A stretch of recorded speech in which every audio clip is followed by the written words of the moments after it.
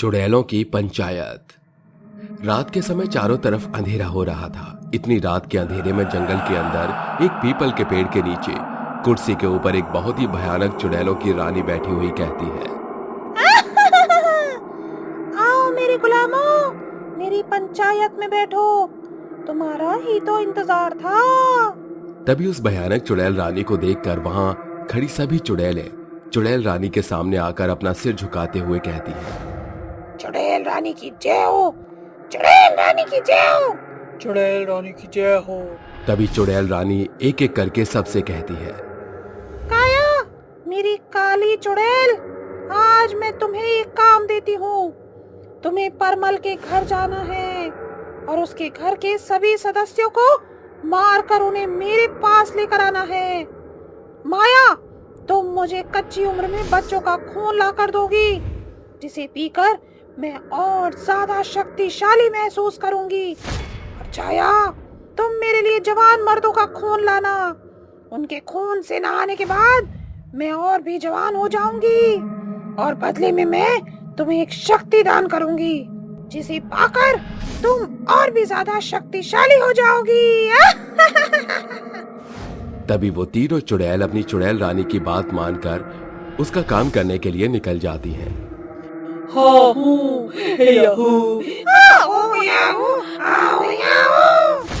ये कहते कहते वो तीनों चुड़ैल गांव में पहुंचती हैं। वो तीनों गांव के जवान मर्द और कच्ची उम्र की बच्चों को और तीसरी चुड़ैल परमल के घर जाकर बहुत ही बुरी तरह आतंक मचाने लगती है और अपनी चुड़ैल रानी के आदेश को पूरा करने लगती है। दरवाजा खोल परमल, देख तेरे दरवाजे पर तेरा काल आया है। जल्दी से दरवाजा खोल परमल, जल्दी से दरवाजा खोल। चुड़ैल की आवाज सुनकर परमल और उसका परिवार बहुत बुरी तरह डर जाते हैं। हे भगवान, ये चुड़ैल कहाँ से आ गई? भला इसे मेरा ही घर मिला था क्या? अरे मैंने इसका क्या बिगाड़ा है? बच्चों तुम अंदर जाकर छुप जाओ। कौशल्या, तो बच्चों को छुपा दो, वरना चुड़ैल हम में से किसी को नहीं छोड़ेगी। तभी काया अपनी शक्तियों से घर के अंदर घुस जाती है, जिसके बाद वो परमल से कहती है, कहाँ बचकर जा रहा है परमल? तुझे तो मारना आज बहुत ही जरूरी है, क्योंकि तुझे मारकर मुझे मेरी एक और शक्ति प्राप्त हो जाएगी और मैं पहले से ज्यादा शक्तिशाली हो जाऊंगी। चल, आज तुझे मेरे लिए बलिदान देना होगा। तभी काया एक एक करके परमल और उसकी पत्नी और उसके बच्चों को मार देती है, जिसके बाद काया उन सब के गलों में रस्सी बांधती है और उन्हें वहां से खींचते हुए जंगल की तरफ ले जाने लगती है। वहीं दूसरी तरफ माया और छाया अपनी चुड़ैल रानी के लिए कच्ची उम्र के बच्चे और जवान मर्दों को मारने लगती है। कोई नहीं बचेगा, सबके सब मारे जाओगे। जितने भी बच्चे हैं इस गांव में, मैं किसी को नहीं छोड़ूंगी और सबका खून निकाल लूंगी। माया गांव के घरों में घुस घुस कर छोटे छोटे बच्चों को मारने लगती है और एक प्याले में उनको मारकर उनका खून भर लेती है। वहीं छाया भी जवान मर्दों को मारकर उनका खून एक प्याले में भर लेती है, जिसके बाद वो दोनों अपने अपने प्याले लेकर जंगल की तरफ निकल जाते हैं। जैसे ही वो तीनों चुड़ैलें चुड़ैलों की पंचायत में पहुंचती हैं, वो पहुंचते ही चुड़ैल रानी वहां से कहती है, जैसा कि आपने कहा था मेरी रानी चुड़ैल, मैं तुम्हारे लिए परमल के पूरे परिवार को मार कर लाई हूँ। मेरी रानी चुड़ैल के लिए मैं कच्ची उम्र के बच्चों का खून निकाल कर लाई हूँ। ये लीजिए रानी जी, इसे पी लीजिए। ये है जवान मर्दों का खून। इसके अंदर हर एक जवान और खूबसूरत मर्द का खून है। जब आप इसे पियोगे तो आपकी जितना शक्तिशाली और जवान कोई नहीं होगा। ये लीजिए रानी चुड़ैल, इसे पी लीजिए। तुम लोग असली गुलाम हो मेरे। मैं तुम तीनों को तुम्हारी एक एक शक्ति देती हूँ।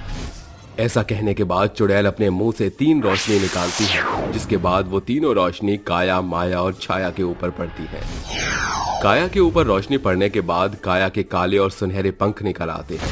माया के ऊपर रोशनी पड़ने पर माया सोने से सुनहरी हो जाती है और जैसे ही छाया के ऊपर रोशनी पड़ती है, उसके अंदर एक छलावा बदलने की शक्ति आ जाती है। अब वो किसी का भी रूप बदल सकती है। वहीं काया अपने काले सुनहरे पंखों से लोगों को बहुत ही बेरहमी से मार सकती है, लेकिन माया सोने से सुनहरी है और माया सोने के जहरीले तीर अपने मुंह से निकाल सकती है और लोगों को आराम से मार सकती है।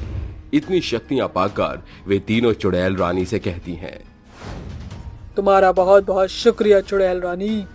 आज तुमने हमें इतनी शक्तियां देकर पहले से भी ज्यादा शक्तिशाली बना दिया है। अब हम इन शक्तियों का इस्तेमाल लोगों को मारने में करेंगे और इस पूरे गांव का सर्वनाश कर देंगे। कोई नहीं बचेगा। यही तो मैं चाहती हूँ कि इस गांव में कोई भी ना बचे। इस पूरी पृथ्वी के अंदर सिर्फ और सिर्फ मैं और मेरे चुड़ैल गुलामों का ही वास होना चाहिए। ऐसे ही हर रोज चुड़ैल रानी अपनी पंचायत में चुड़ैलों को अपने मतलब के लिए गांव भेज दिया करती और उनसे जबरदस्ती लोगों को मरवाने लगती और उसके बदले में उन्हें एक शक्ति दे दिया करती थी। शक्तियों के लालच में सभी चुड़ैलें चुड़ैल रानी की बात मान लिया करती थीं। अब धीरे धीरे चुड़ैल रानी के पास कई सारी शक्तियों के साथ साथ कई सारी शक्तिशाली चुड़ैलें भी थी जो चुड़ैल रानी के पूरी तरह वश में थी। इस बार फिर चुड़ैल रानी अपनी पंचायत के अंदर सभी चुड़ैलों को गांव में आतंक मचाने के लिए भेज देती है। जाओ मेरी चुड़ैलों, आज मैं तुम्हें हुक्म देती हूँ, गांव में से एक भी आदमी बचकर नहीं जाना चाहिए। सबको मार डालो, आतंक मचा दो पूरे गांव में। जाओ जाओ, पूरे तुर्राटे काटो। दुनिया में तुम्हें रोकने वाला कोई पैदा ही नहीं हुआ। सभी चुड़ैलें गांव में पहुंच जाती हैं और चारों तरफ अपना आतंक फैलाने लगती हैं। गांव के अंदर लोगों की भगदड़ मच जाती है और सभी लोग अपनी जान बचाकर भागने लगते हैं। चुड़ैल मुझे छोड़ दे चुड़ैल। आखिर मैंने तेरा क्या बिगाड़ा है? तू हमें क्यों मार रही है? मैं तेरे आगे हाथ जोड़ती हूँ, मुझे मेरे बच्चों के लिए छोड़ दे। ये दुनिया तुम इंसानों की नहीं है। इस दुनिया पर सिर्फ और सिर्फ हम चुड़ैलों का हक है। तुम इंसानों का इस धरती पर कोई वजूद नहीं।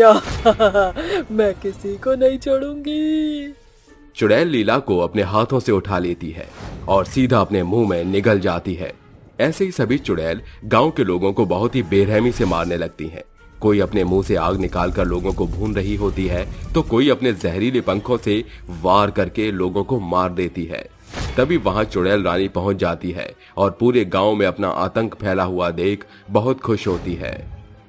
ले भैया, मेरे गुलामों ने तो पूरे गांव में दुर्राटे काट रखे हैं।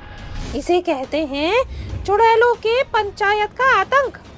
जब चुड़ैलों की पंचायत के बाद चुड़ैल आतंक मचाने के लिए निकलती हैं, तो आतंक के साथ साथ इंसानों का नामो निशान तक मिट जाता है। पूरी पृथ्वी पर सिर्फ और सिर्फ मेरा राज होगा और मैं पूरे दुर्राटे काटूंगी।